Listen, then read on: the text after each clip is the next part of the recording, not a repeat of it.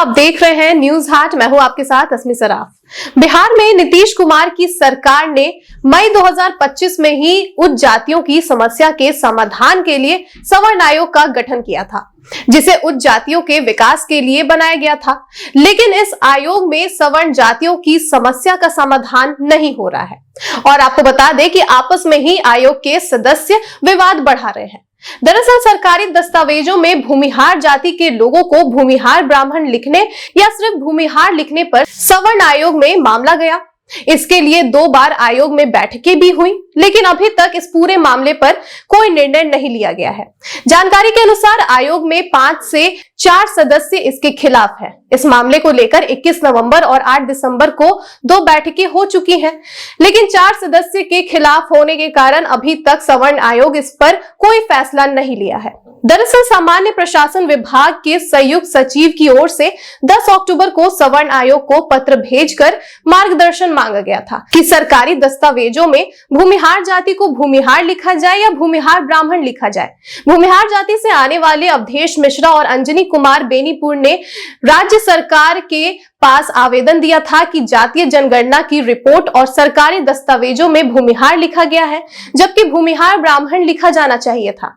लेकिन कई भूमिहार जातियों का कहना है कि हम दूसरे की जाति से अपना परिचय नहीं लेंगे, हमें सिर्फ भूमिहार जाति ही रहना है। अब इसके लिए सामान्य प्रशासन विभाग ने सवर्ण आयोग से मार्गदर्शन मांगा कि भूमिहार जाति के लोगों को भूमिहार लिखा जाए या भूमिहार ब्राह्मण। हालांकि तीसरी बैठक में भी भूमिहार या भूमिहार ब्राह्मण में कोई एक लिखने पर सहमति नहीं बनी।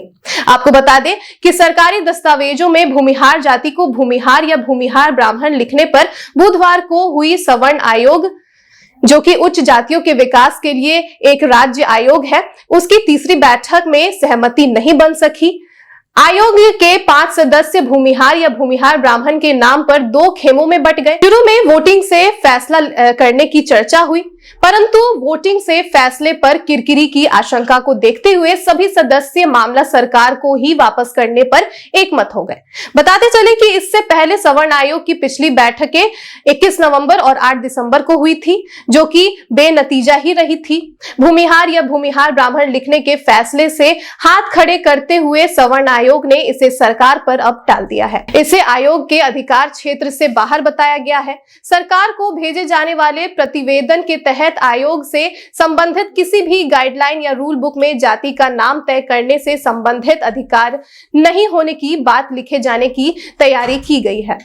तो अब यह पूरा मामला सरकार के हाथों में चला गया है। फैसला क्या होता है, सरकार क्या फैसला सुनाती है, इस पे सबकी नजरें टिकी हुई है। आपकी राय कमेंट सेक्शन में क्या है वो हमें जरूर से बताइएगा। फिलहाल के लिए बस इतना ही। आप देखते रहिए न्यूज हाट। धन्यवाद।